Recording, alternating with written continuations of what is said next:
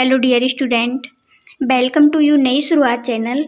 So guys, आज हम देखेंगे क्लास 10th एनसीईआरटी क्लास 10 का अध्याय सेकंड देखते हैं गाइस, साइंस का। इसका अभ्यास प्रश्न देखेंगे गाइस। इसमें हमने ये हैंड नोट्स हमने अपने हाथ से तैयार किए हैं गाइस। इसमें ऑब्जेक्टिव क्वेश्चन हमने स्लाइड में तैयार किए हैं, बाकी हमने अपने नोट्स बनाए हुए थे, हमने उसी को डाला हुआ है।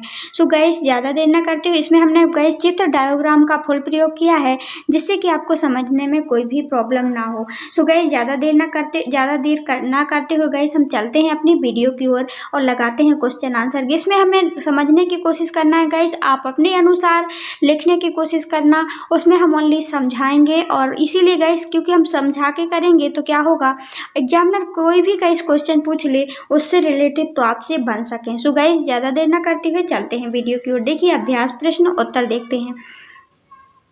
देखिए क्वेश्चन नंबर फर्स्ट क्या है। क्वेश्चन नंबर फर्स्ट है गाइस, कोई विलयन को लाल लिटमस क्या कर देता है, नीला कर देता है। कोई विलयन में यदि हम क्या डालते हैं गाइस, लाल लिटमस डालते हैं, पेपर डालते हैं, तो वो कैसा कर देता है, उसको नीला कर देता है। तो उसका संभवतः मान क्या होगा। तो गाइस, इसके लिए हमें पीएच स्केल समझनी होगी, उससे से हम इसका आंसर दे देंगे। तो आप खुद देंगे गाइस, हम नहीं देंगे।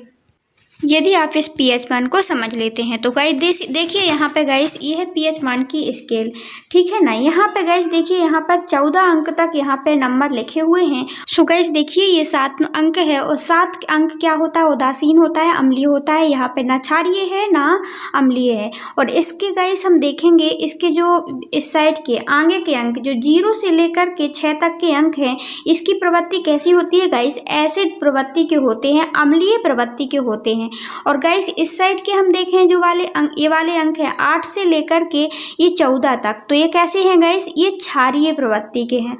और गाइस देखिए इनका कलर आप नोटिस कीजिए, ये जो इस साइड के जो हम 7 से लेकर के 0 की ओर जाते हैं गाइस इस साइड, तो इनका कलर कैसा होता जाता है, लाल होता जाता है। क्यों, क्योंकि हम देखेंगे गाइस इस साइड सबसे ज़्यादा अम्लीय प्रवृत्ति है लाल की, और गाइस ये नीला सबसे ज़्यादा यहाँ पे है, और यही गाइस होता है क्षारीय प्रवृत्ति। तो क्वेश्चन क्या पूछा था गाइस हमसे कि कोई भी हम पत्र डालते हैं तो वो विलयन कैसा कर देता है, लाल लिटमस को क्या कर देता है, वो नीला कर देता है। तो आप ही सोचिए गाइस, वो नीला इस साइड है, तो उसका पीएच मान बताना था हमको कि उसका पीएच मान क्या होगा, क्या 5 होगा।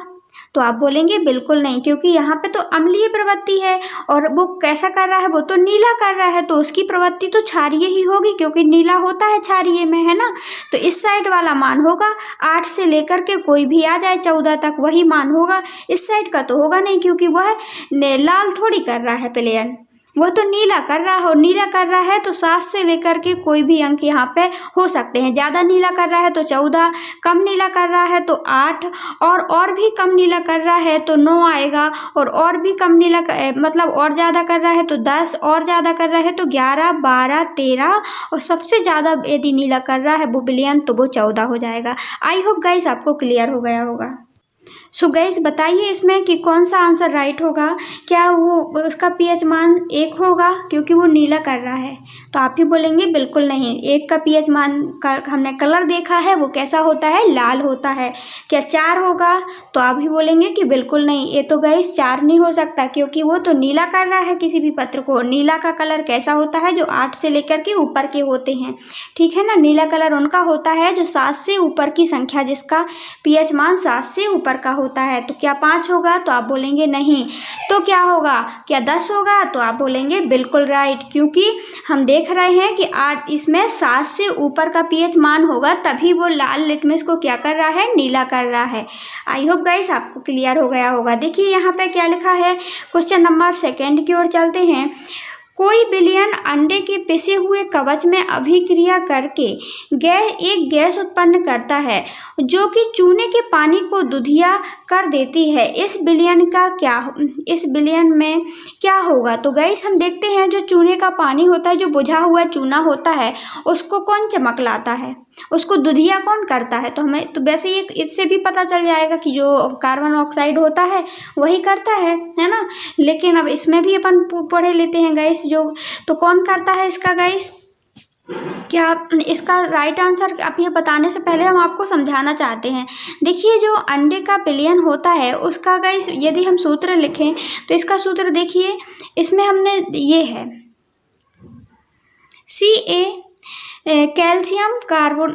कैल्शियम कार्बोनेट, और इसमें गाइस यदि ये अंडे का कवच का है, ठीक है ना, अब कवच का सूत्र है, और इसमें क्या मिला रहे हैं गाइस, हाइड्रोक्लोरिक अम्ल। और हाइड्रोक्लोरिक अम्ल जब मिलता है गाइस तो इससे कौन सी गैस निकलती है, इन दोनों को मिलाने से क्या बनता है, ये बनता है CO बनता है, कार्बन ऑक्साइड उत्पन्न होता है, जो कि क्या कर देता है, कार्बन ऑक्साइड ही एक ऐसी चीज़ है जो कि चूने के पानी को, जैसे हम देखते हैं पुताई करते हैं अपन लोग, और उसी को क्या कर देता है, ये क्या चमक लाता है, दुधिया कर देता है। इसीलिए लोग पुताई के लिए गाइस चूने का उपयोग करते हैं। आई होप गाइस आपको क्लियर हो गया होगा।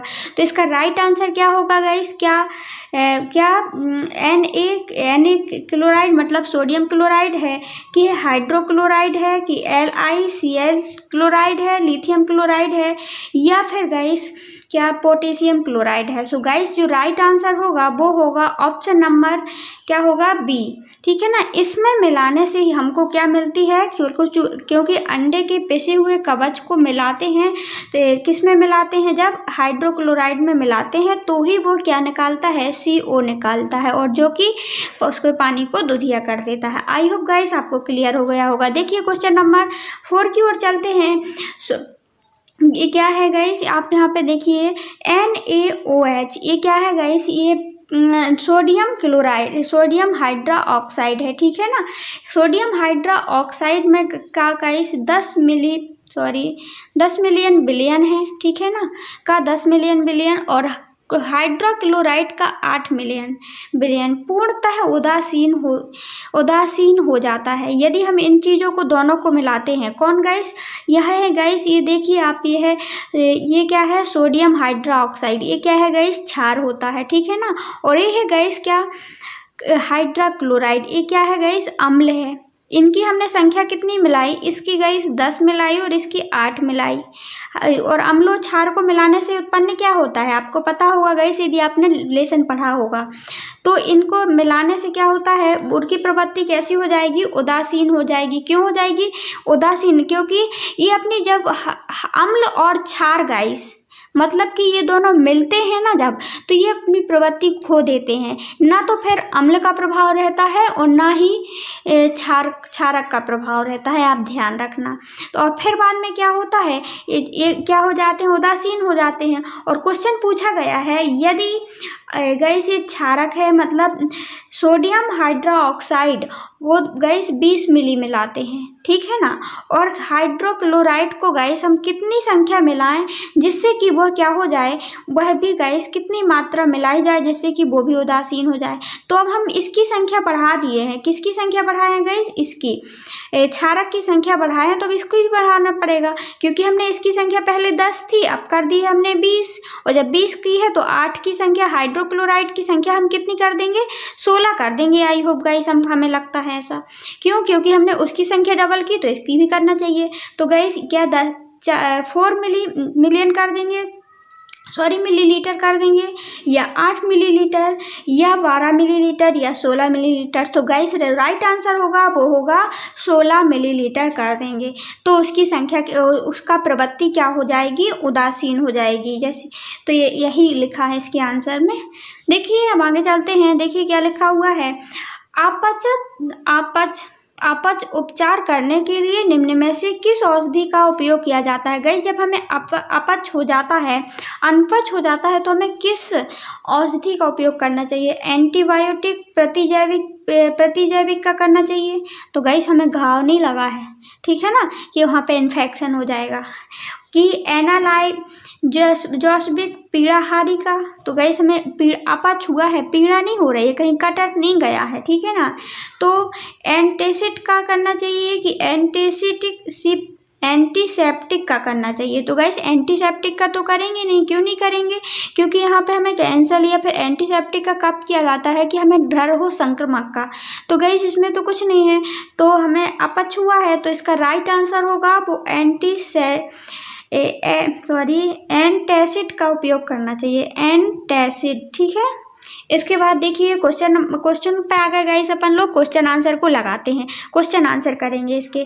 देखिए आई होप गाइस इतना आपको क्लियर हो गया होगा, और क्लियर है तो गाइस लाइक जरूर कर दें, क्योंकि लाइक करने में ओनली 1 मिनट लगता है और हमको पता चल जाता है कि आपका हमारा गाइस प्रयास आपको पसंद आ रहा है, आपको अच्छा लग रहा है वीडियो। सो गाइस देखिए क्वेश्चन, और हम और मोटिवेशन के साथ गाइस वीडियो डालते हैं और उत्साह के साथ डालेंगे, जिससे कि गाइस और हमारा उत्साह आपके लिए प्रॉफिट जरूर देगा।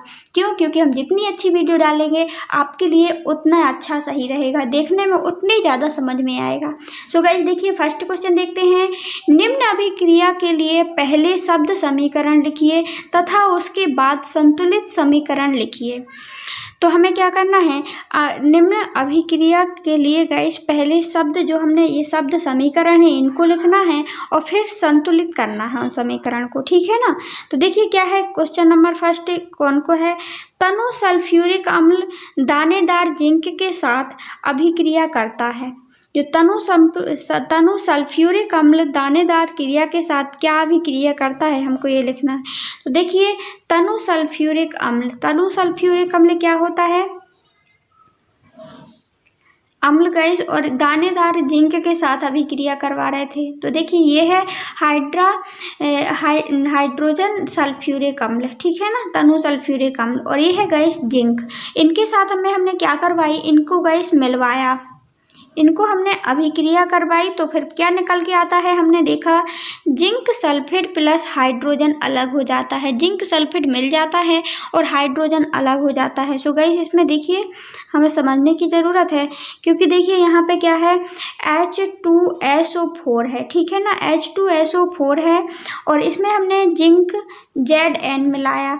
तो गाइस Zn और SO4 तो क्या हो जाएगा, ये साथ में मिल जाएंगे। कौन मिल जाएगा गाइस, SO4Zn। देखिए ये लिख दिया हमने ZnSO4 लिख दिया ना, और इसके बाद बचा कौन है गाइस, हाइड्रोजन बचा है। तो इसी को मिलाने से गाइस सल्फ्यूरिक अम्ल, तो देखिए सल्फ्यूरिक अम्ल जिंक मिलाने से क्या निकल के आ रहा है, अलग हो रहा है, हाइड्रोजन गैस निकल रही है, ठीक है ना। तो जिंक सल्फेट प्लस हाइड्रोजन नया उत्पाद मिला। ये है गाइस अभिकारक ये दोनों, और इनको मिलाने से क्या मिला हमको, क्या उत्पाद बना गाइस, तो जिंक सल्फेट प्लस हाइड्रोजन अलग हो गई, ठीक है। आई होप गाइस आपको क्लियर हो गया होगा। देखिए अब देखते हैं क्वेश्चन सेकंड, तनु हाइड्रोक्लोरिक अम्ल, और अब गाइस तनु हाइड्रोक्लोरिक अम्ल, अभी हमने सल्फ्यूरिक अम्ल मिलाया था, लेकिन हाइड्रोक्लोरिक अम्ल में अब क्या मिलाना है, मैग्नीशियम की पट्टी के साथ अभिक्रिया करता है, तो क्या निकल के आता है, तो हमें ये देखना है। तो देखिए ये है गाइस तनु हाइड्रोक्लोरिक अम्ल, और इसमें हमने मिलाया मैग्नीशियम, तो क्या निकल के आ रहा है, मैग्नीशियम क्लोराइड निकल के आ रहा है, और इससे अलग कौन सी गैस हो रही है, हाइड्रोजन हो रही है, तो गाइस इसमें हम समीकरण के तहत पढ़ते हैं गाइस, समीकरण बताना है हमको। तो ये है गाइस तनु हाइड्रोक्लोरिक अम्ल का क्या सूत्र, ठीक है ना। और गाइस ये मैग्नीशियम का सूत्र कहाँ है, तो देखिए ये लिखा हमने मैग्नीशियम, इन दोनों को मिलाना है हमको, तो इसीलिए लिखा है बीच में क्या, प्लस लगाया, और प्लस लगा करके हमें क्या मिल के आ रहा है, तो गाइस देखिए यहाँ पे आप देख सकते हैं ये मैग्नीशियम है गाइस, ये मैग्नीशियम, और गाइस ये क्लोराइड, ये दोनों तो मिल जाएंगे। देखिए ये क्लोराइड और मैग्नीशियम में मिल गए, तो मैग्नीशियम क्लोराइड हमने ये लिख दिया यहाँ पे, और गाइस ये 2 था तो यहाँ पे 2 लिख दिया, ठीक है ना। और गाइस यहाँ पे 2 सब में था तो हमने यहाँ पे 2 लिख दिया, और यहाँ से बच क्या रहा है गाइस, 2 हाइड्रोजन बच रहे हैं। तो देखिए हाइड्रोजन ये बाहर निकल रहा है, क्या बन गया, तो उत्पाद कहाँ है गाइस, ये है उत्पाद, मैग्नीशियम क्लोराइड बन गया उत्पाद, मैग्नीशियम क्लोराइड प्लस हाइड्रोजन उत्पाद बन गया, ठीक है ना, इससे और हाइड्रोजन निकली, ठीक है। इसके बाद देखिए क्वेश्चन नंबर 3 देखते हैं, तनु सल्फ्यूरिक अम्ल क्या है, इसमें तनु सल्फ्यूरिक अम्ल और एल्यूमिनियम का चूर्ण के साथ अभिक्रिया करवाते हैं हम, तो क्या निकल के आता है हमें ये देखना है। तो तनु सल्फ्यूरिक अम्ल और एल्यूमिनियम ध्यान रखना, ठीक है ना। तो देखिए ये है सल्फ्यूरिक अम्ल। सल्फ्यूरिक अम्ल में क्या मिलाना है, एल्यूमिनियम प्लस किया हमने, तो क्या निकल के आया, एल्यूमिनियम सल्फेट निकल के आया। क्या निकल के आया, देखिए सल्फ्यूरिक का सल्फेट हो गया तो एल्यूमिनियम सल्फेट निकल के आया। और गैस जो हाइड्रो बोल रहे थे हम, का गैस क्या बन गया, इसमें हाइड्रोजन गैस निकलती है। तो गैस इसको सूत्र में हम कैसे लिख सकते हैं, देखिए यहाँ पे क्या है, ये है गैस, यही का हम देख रहे हैं, ये है सल्फ्यूरिक अम्ल का सूत्र 3H2SO4, ठीक है ना। और गैस ये है एल्यूमिनियम का सूत्र।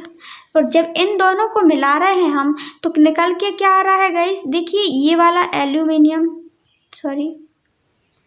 देखिए अब इसमें क्या निकल के आ रहा है हमको, ये एल्यूमिनियम है ना, जो ये वाला एल्यूमिनियम और SO4, ये दोनों क्या हो जाएंगे, ये दोनों तो इकट्ठे हो जाएंगे। देखिए ये हो गया एल्यूमिनियम SO4 निकल के आ गया, मतलब कि एल्यूमिनियम सल्फेट एक साइड हो गया, ठीक है, एल्यूमिनियम सल्फेट एक साइड हो गया। और इससे जो बचा हुआ क्या उत्पाद था गाइस, यहाँ पे H2 बचा है, तो हमने 3H2A लिख दिया, ठीक है ना। तो हाइड्रोजन बाहर निकल गया। इस प्रकार आप लिख सकते हैं। आई होप गाइस आपको क्लियर हो रहा होगा।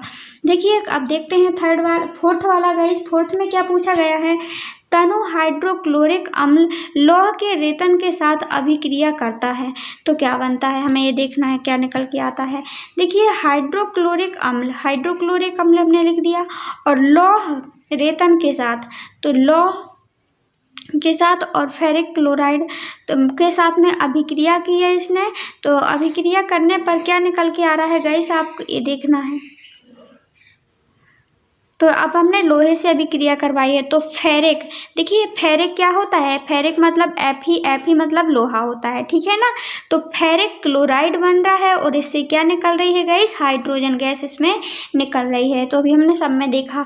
इसके गाइस हम कैसे समीकरण में लिख सकते हैं, तो देखिए ये है गाइस हाइड्रोक्लोरिक का सूत्र 6HCl2 हाइड्रोक्लोरिक। इसमें हमने क्या मिलाया गाइस, लौह मिलाया। लौह का सूत्र क्या होता है, लोहा का सूत्र Fe होता है गाइस, आप ध्यान रखना इसका निशान Fe। तो 2Fe मिलाई हमने, तो क्या निकल के आया गाइस, अब देखिए इसमें क्या निकल के आ रहा है, आप ये देखना। तो गाइस इसमें हमने देखिए Fe, ये वाला Fe, ठीक है ना, ये Fe इस Fe को क्लोराइड के साथ में मिल जाएगा, तो क्या बन जाएगा, फेरिक क्लोराइड बन जाएगा। और गैस जो बचा हुआ क्या उत्पाद बचा है अपना, 6H बचा है। तो गैस ये वाला इसमें चला गया और ये वाला इसमें 6, तो बचा क्या, 3H2 बचा, ठीक है ना। तो क्या बचा, देखिए ये है 2 और ये है 3, इसका गुणा करेंगे तो 6 हो जाएगा कि नहीं हो जाएगा, तो ये आ गया 6, तो क्या हो जाएगा 3H2। आई होप गाइस आपको क्लियर हो गया होगा। जब हम इनको मिलाते हैं गाइस तो इन्हीं में से हमें क्या बनता है, उत्पाद बनता है, मिलता है, ठीक है ना। ये गाइस 2 अभिकारक हुए और इन अभिकारकों को मिलाने से हमें एक नया उत्पाद निकल के आ जाता है। इसके बाद देखिए गाइस क्या लिखा हुआ है, एल्कोहल और ग्लूकोज को जैसे यौगिक में भी हाइड्रोजन होते हैं। क्या लिखा है गाइस, ग्लूकोज और एल्कोहल, ये 2 यौगिक हैं गाइस, और इनमें भी क्या होते हैं, बताया गया है क्वेश्चन में, हाइड्रोजन होते हैं। लेकिन इनका वर्गीकरण अम्ल की तरह नहीं होता है। क्रियाकलाप द्वारा साबित कीजिए कि एल्कोहल और ग्लूकोज में जो यौगिक होता है उसमें क्या होते हैं, हाइड्रोजन होते हैं।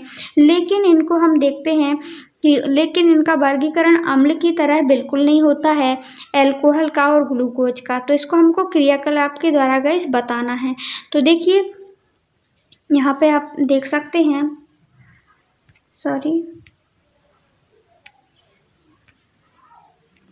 हाँ, तो देखिए यहाँ पे क्या लिखा हुआ है, एक कॉर्क लीजिए, एक कॉर्क पर 2 कीलें लगाकर कॉर्क के बीकर में रख दीजिए। तो देखिए हमने यहाँ पे एक कॉर्क लिया, ठीक है ना, और इसमें गए 2 कीलें ली। 2 कीलें कहाँ हैं गाइस, देखिए ये हैं 2 कीलें, ठीक है ना, 2 कीलें आप लगा सकते हैं इनमें। 2 कीलें लिए, 2 कीलों को गाइस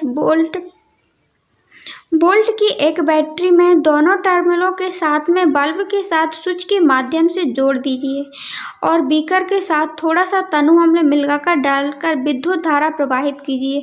तो गैस इसमें क्या करना है, हमने क्या ले ली यहाँ पे हमने 2 कीलें ली हैं गैस, और इसमें हमें क्या करना है, बैटरी के साथ में दोनों के तारों को जोड़ देना है साथ में इन कीलों को। ये कीले हैं, ठीक है ना। तो हमने इस कीलों को क्या कर दिया, देखिए यहाँ पे बैटरी बनी हुई है, तो इन बैटरियों के माध्यम से हम कीलों को क्या कर रहे हैं, जोड़ रहे हैं, और यहाँ पे लगा दे रहे हैं बल्ब, ठीक है ना। और गैस अब ये बल्ब लग गया है, देखिए ये कीलों को हमने जोड़ दिया। इसके साथ में क्या होता है, इसके बाद देखिए इसमें क्या करना है, विद्युत धारा प्रवाहित कीजिए क्योंकि हमने जोड़ दिया। और यहाँ पे क्या होता है, ये बीच में जो भरा हुआ है गैस, तनु अम्ल का विलयन है। तनु अम्ल का विलयन में क्या करना है, हमें विद्युत धारा प्रवाहित करना है क्योंकि हमने बैटरी से तार जोड़ दिए हैं और उसी में कीलें डली हैं, और कीलों के पास में कीलें किस में जड़ डली हैं गैस, लगी हैं विलयन में डली हैं, तनु अम्ल का विलयन। और गैस एल्कोहल का विलयन और ग्लूकोज के विलयन के साथ साथ अलग एक एक करके गैस इनको दोहराना है। इस विलयन में गैस इसी प्रकार 2 कीले लेना है। 2 कीलों में गैस जब 2 कीले डाल रहे हैं तो गैस नीचे क्या करना है, एल्कोहल एक बार देखना है और एक बार ग्लूकोज में देखना है कि एक बार वो जो भरा हुआ था गैस जो विलयन है, इस वाले विलयन में एक बार ग्लूकोज और इस एक बार एल्कोहल हमने डाल के देख लिया, ठीक है ना। और जब हम इन दोनों को डाल के देखते हैं तो हम क्या निकल के आता है, इसका परिणाम हम देखते हैं। तो एल्कोहल विलयन के साथ में ग्लूकोज विलयन के साथ गैस विलयन के साथ में अलग अलग करके दोहराइए तो हम देखेंगे केवल तनु अम्ल की स्थिति में ही जलता है। तो हमने क्या देखा गाइस, जो बल्ब है जो हमने देखा तो वो ना तो एल्कोहल के साथ में जल रहा है और ना ही ग्लूकोज के साथ में जल रहा है जब हम डाल रहे हैं। तो वो बल्ब है जो केवल वह तनु अम्ल की स्थिति में ही जलता है। इससे यह पता चलता है गाइस कि ग्लूकोज और एल्कोहल की स्थिति में विद्युत प्रवाह नहीं होता है क्योंकि इस विलयन में हाइड्रोजन आयन उत्पन्न नहीं कर पाता है। तो गैस हमने इस वाले बीकर में क्या किया, आप एक बार और समझ लीजिए तो आपको प्रॉब्लम ना हो।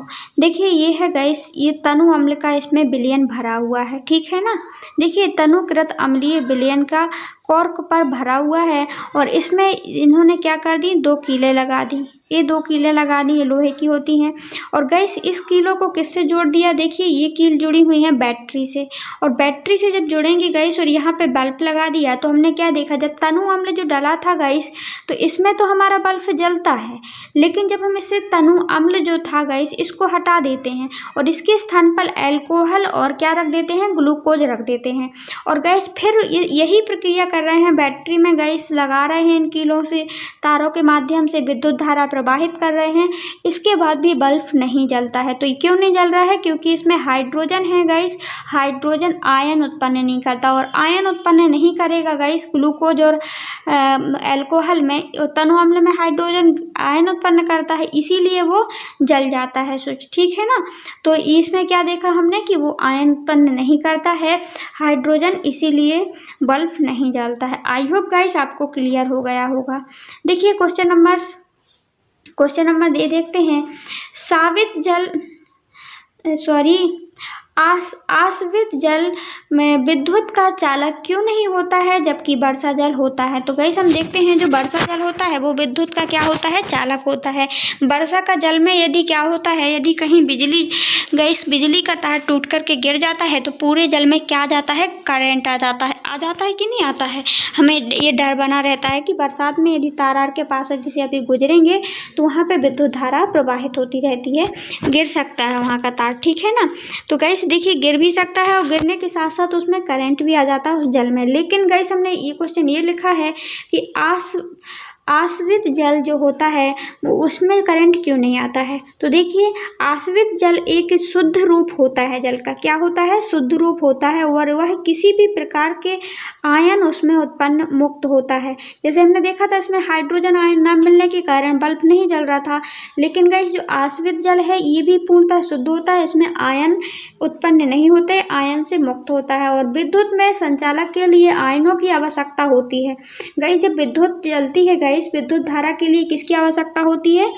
प्लस हाइड्रोजन के आयनों की आवश्यकता होती है, प्लस आयन और ऋणात्मक और धनात्मक आयनों की जरूरत होती है। इसलिए विद्युत का संचालन इसमें आश्रित जल में नहीं होता है, क्योंकि आश्रित जल क्या होता है? शुद्ध होता है। जबकि वर्षा जल में क्यों होता है? तो क्वेश्चन ये उठता है। तो जबकि वर्षा जल में गाइस वर्षा का जल शुद्ध नहीं होता है, उसमें क्या होते हैं? वर्षा के वातावरण के अधिक अशुद्धताएं मिली होती हैं गाइस, वातावरण की अधिक अशुद्धताएं मिली होती हैं, अतः यह विद्युत का संचालक कर देता है।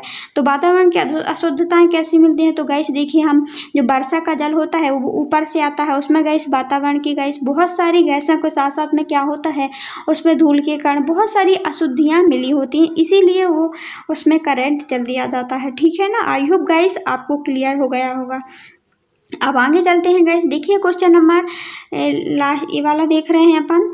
क्वेश्चन नंबर पर ध्यान नहीं दीजिए गाइस, ये क्या है ना, हमने जो वो 20-20 वाले क्वेश्चन आते हैं ना, उनको भी ऐड किया था और हमने इसकी जो इसमें डाल दिए हैं वो डाला है गाइस हमने अभ्यास प्रश्न बस। ठीक है ना? इसीलिए क्वेश्चन ये बड़े लंबे आ रहे हैं, कहीं 23 कहीं 24, वन में तो 21 आ गया था। ठीक है ना? अभ्यास प्रश्न का। तो गाइस देखिए, जल की अनुपस्थिति में अम्ल का व्यवहार, यदि गाइस आपको भी यदि वही आंसर चाहिए हैं जो चैप्टर के बीच बीच में आते हैं तो आप कमेंट बॉक्स में कमेंट करना, हम डाल देंगे। अब गाइस ज़्यादा देर न करते हुए चलते हैं क्वेश्चन की ओर। देखिए, जल की अनुपस्थिति में अम्ल का व्यवहार अम्लीय क्यों नहीं होता है? तो गाइस क्वेश्चन ये पूछा है कि यदि जल नहीं होता है तो जो अम्ल का व्यवहार है, जो अम्ल कैसा होता है? खट्टा वगैरह होता है। अम्ल का रंग हमने देखा जो अम्लीय होते हैं, यदि ज़्यादा अम्लीय है तो उसका रंग कैसा होगा गाइस? लाल होगा। आप ध्यान रखना। ठीक है ना? तो वो गाइस वो अम्ल का व्यवहार क्यों वो लाल नहीं होता है? क्यों गाइस? वो अम्ल खट्टा नहीं, हमें समझ में नहीं आता है। तो अम्ल यदि जल नहीं होता है तो उसमें पानी नहीं होता है, तो इसका कारण क्या है? जल की अनुपस्थिति में अम्ल अपना व्यवहार क्यों नहीं करता है ना? तो देखिए यहाँ पे लिखा हुआ है, अम्ल जलीय विलयन में विघटित होकर हाइड्रोजन आयन उत्पन्न करते हैं और उनकी अम्लता के अभिलक्षण को प्रदर्शित करते हैं। गाइस इसमें क्या लिखा हुआ है? जो अम्ल हैं, अम्ल क्या करते हैं? अम्ल जलीय विलयन में गाइस, जब जल का विलयन नहीं होगा, जल का घोल नहीं होगा गाइस, तो वो क्या होंगे? उसके कण कैसे विघटित होंगे? वो कैसे टूटेगा? ठीक है?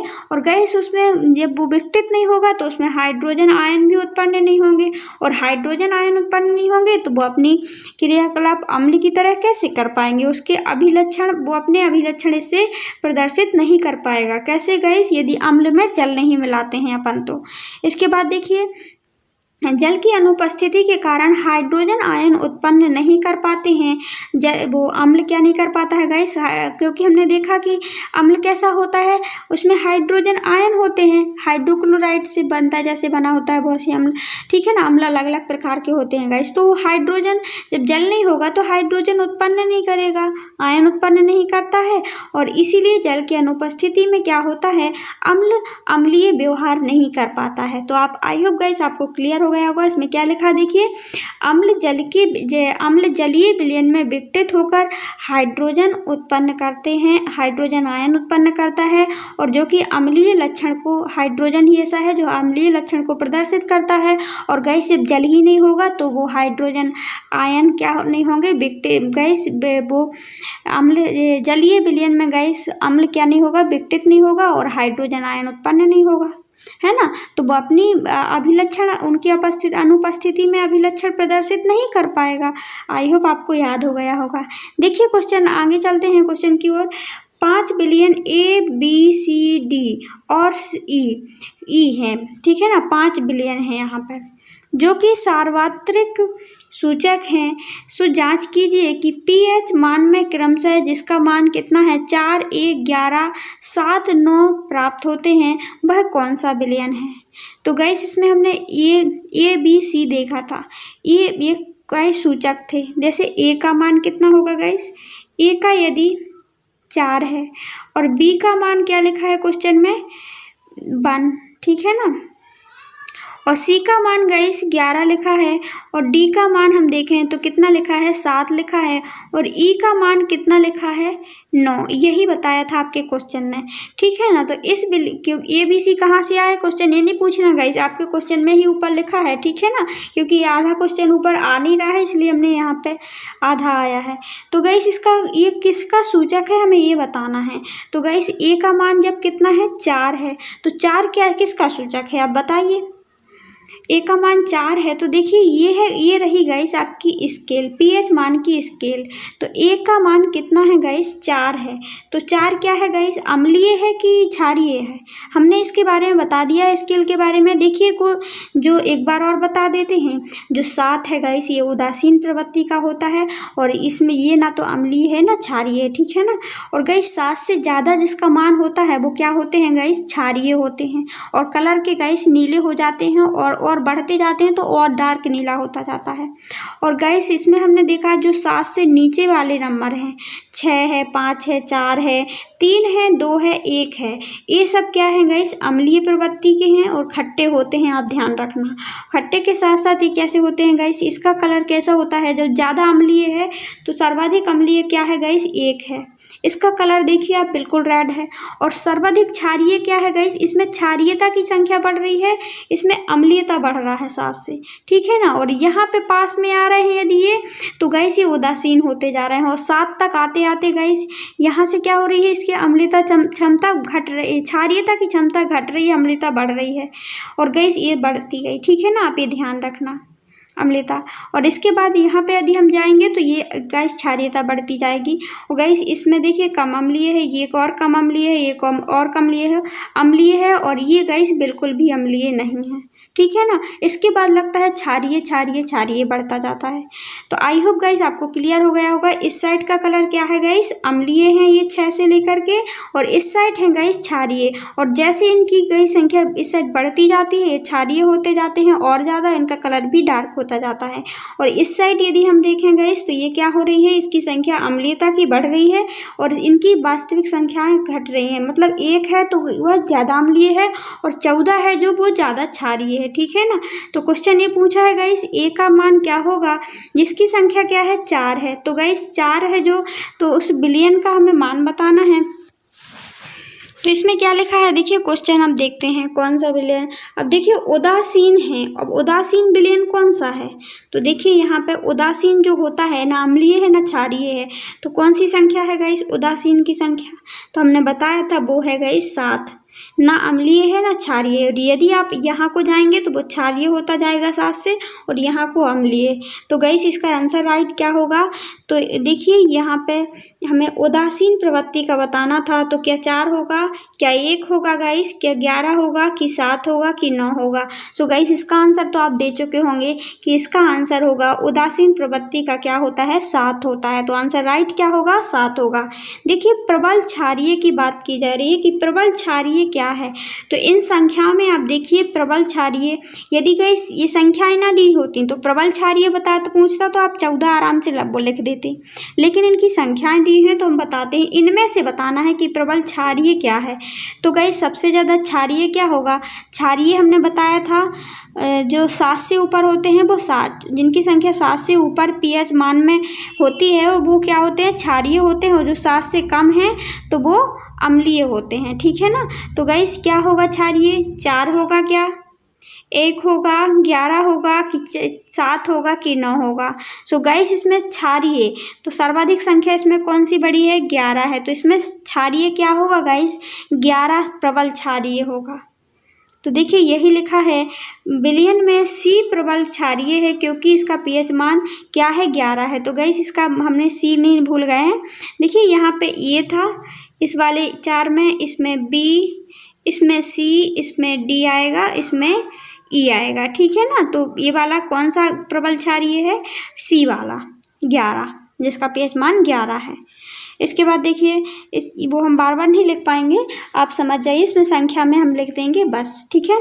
इसके बाद देखिए दुर्बल क्षारीय, सॉरी कौन सा पढ़ रहे थे अपन, प्रबल क्षारीय हमने बोल दिया था। अब देखते हैं गाइस प्रबल अम्लीय है। प्रबल अम्लीय कौन सा है? तो अम्लीय गाइस सर्वाधिक अम्लीय, जो सब 7 से सबसे कम होगा वही अम्लीय होगा। तो गाइस ऐसी संख्या देखिए, प्रबल अम्लीय क्या है गाइस, देखिए यहाँ पे है क्या 4 है, तो सबसे छोटी संख्या क्या है? सबसे छोटी संख्या गाइस क्या है? 2 1 है। और 1 कौन से नंबर पे आता है? बी नंबर पे, क्योंकि क्वेश्चन में, ठीक है ना। तो बी वाला 1 वाला सबसे ज़्यादा क्या हो जाएगा गाइस? अम्लीय होगा, प्रबल अम्लीय होगा। तो देखिए राइट आंसर क्या है? बिलियन में प्रबल अम्लीय है बी प्रबल अम्लीय है, क्योंकि इसका पीएच मान कितना है? सबसे कम 1 है, ठीक है ना। अब इसमें लिखा हुआ है गाइस दुर्बल अम्लीय, मतलब कि कम अम्लीय, दुर्बल, ज़्यादा अम्लीय नहीं है, क्योंकि सबसे ज़्यादा अम्लीय तो 1 ही होता है, ठीक है ना। तो इसमें हमने देखना है गाइस कि दुर्बल अम्लीय, तो दुर्बल अम्लीय देखिए कौन सा होगा? तो गाइस ये तो बिल्कुल प्रबल अम्लीय है, ये गाइस क्षारीय है, ये तो उदासीन है, और ये गाइस दुर्बल क्षारीय है। तो इसका दुर्बल अम्लीय जो होगा वो 4 होगा। इसकी संख्या क्या है गाइस? ए है। तो ये होगा दुर्बल अम्लीय, जो कि जिसकी संख्या 4 है। देखिए बिलियन में एक ही दुर्बल अम्लीय है, क्योंकि इसका पीएच मान 4 है। इसके बाद देखिए गाइस दुर्बल क्षारीय बताना है। तो दुर्बल क्षारीय क्या है गाइस? तो देखिए ना, मतलब कि क्षारीय तो है, सर्वाधिक क्षारीय तो इसमें ए है, 11 है, क्योंकि सर्वाधिक संख्या इनमें सबसे ज़्यादा कौन की है? 11 की है। तो गाइस इसमें दुर्बल क्षारीय बताना है, तो इसका राइट आंसर होगा ए वाला, 9 होगा, जिसकी संख्या 9 है। और 9 किस में आता है? ई में आता है, लास्ट वाले में। तो इसका देखिए इसका आंसर राइट क्या होगा? देखिए बिलियन की ई दुर्बल क्षारीय है, क्योंकि इसका पीएच मान 9 है। आई होप गाइस आपको क्लियर हो गया होगा। परख नली ए एवं परख नली बी समान लंबाई की मैग्नीशियम की पट्टी लीजिए। इसमें क्या बोला गया है? समान लंबाई की 2 पट्टियां लेना है। किसकी? मैग्नीशियम की। ए तथा बी दो हमने पट्टी ले ली, ठीक है ना। एक ए ले ली और एक ए ले ली। इसके बाद क्या हुआ गाइस? इसमें हाइड्रोक्लोरिक अम्ल तथा परख नली ए में क्या डालना है हमको? हाइड्रोक्लोरिक अम्ल। क्या डाला हमने? हाइड्रोक्लोरिक अम्ल इस वाली पट्टी में, ठीक है ना, इसमें भरा। इसके बाद जो बी वाली पट्टी थी गाइस, उसमें क्या डाला? एस्टिक अम्ल डालिए। तो इस बी वाली पट्टी में हम क्या डाल रहे हैं गाइस? एस्टिक अम्ल डाल रहे हैं, और एस्टिक अम्ल डाल रहे हैं, ठीक है ना। और दोनों अम्लों की मात्रा गाइस, मात्रा की सांद्रता क्या हो? समान हो, दोनों समान सांद्रता वाले हों। और किसी परख नली में अधिक तेजी से बुदबुदाहट होगी। सो गाइस आप देखेंगे कि एक परख नली में, कौन सी परख नली है जिसमें अधिक तेजी से बुदबुदाहट होगी? यदि हम दोनों में समान मात्रा में क्या डाल रहे हैं? एक में हाइड्रोक्लोरिक अम्ल डाल रहे हैं ए वाली में, और बी वाली में क्या डाल रहे हैं?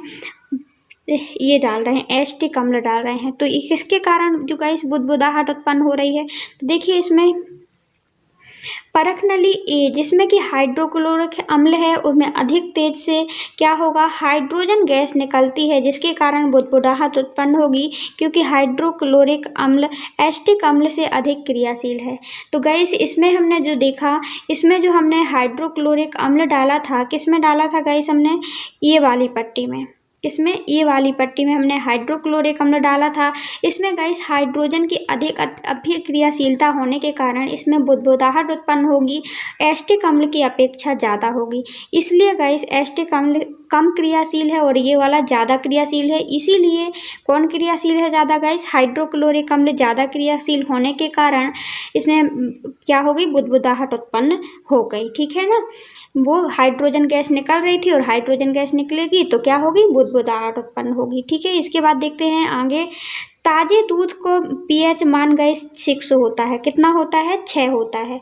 और गाइस दही का बन जाने पर इसके पीएच मान में क्या परिवर्तन होगा?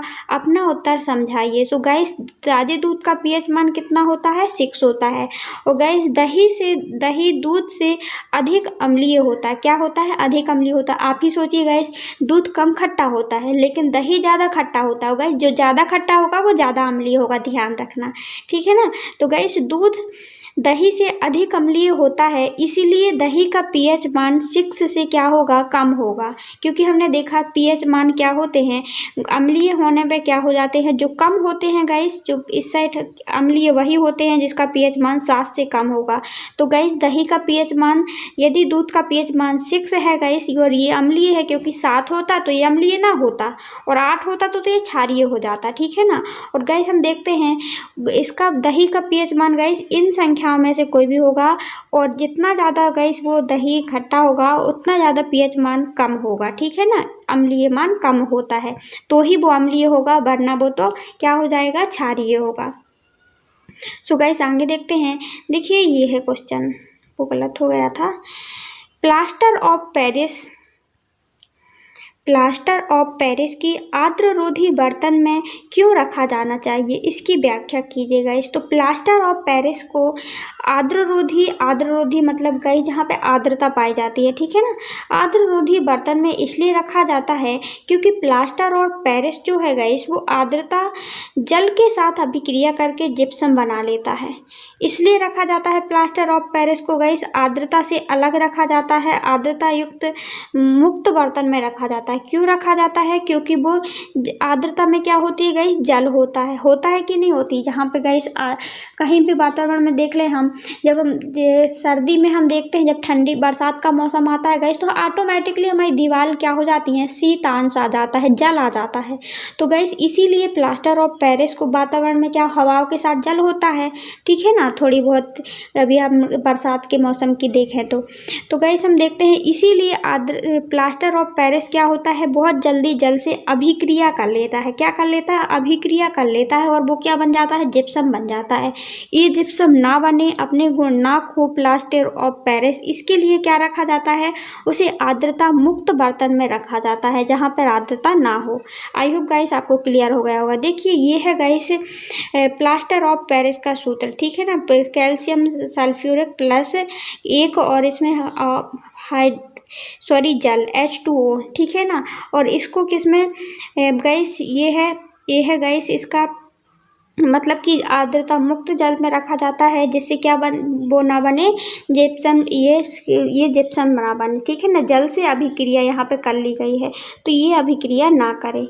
इसके बाद देखिए क्वेश्चन आगे देखते हैं। क्वेश्चन में क्या है, यदि गाइस आप इतना बस लिखे देते हैं आंसर को तो भी आपको आंसर पूरे मिलेंगे, ठीक है ना, क्योंकि इसमें ही पूरा आंसर छुपा हुआ है। देखिए क्वेश्चन आगे देखते हैं। क्वेश्चन क्या है, धोने का सोडा एवं बेकिंग सोडा दो प्रमुख उपयोग बताइए। किसके गाइस, देख तो धोने का सोडा होता है और एक होता है बेकिंग सोडा। बेकिंग सोडा जो अपन खाना में यूज करते हैं, जैसे कि गाइस भजिया बनाते हैं तो मुलायम हो जाए कोई चीज़, इसलिए बेकिंग सोडा डालते हैं, ठीक है ना। तो धोने का सोडा में क्या उपयोग हैं, तो अभी हम धोने के सोडे के उपयोग बताते हैं गाइस। इसके 2 उपयोग देखेंगे हमको। इसका उपयोग गाइस कांच, साबुन और कागज उद्योगों में होता है।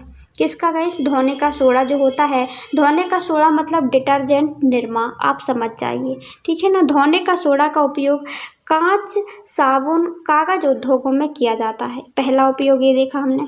दूसरा, इसका उपयोग गाइस घर की साफ सफाई के लिए किया जाता है, जैसे कपड़े धोना, कुछ भी धोने के लिए किया जाता है। तो आपको ये धोने के सोडे का उपयोग लिखना कोई बड़ी बात नहीं है, आप लिख सकते हैं। इसी प्रकार गाइस बेकिंग सोडा का उपयोग लिखना है हमको, तो बेकिंग सोडे के गाइस 2 प्रमुख उपयोग हैं।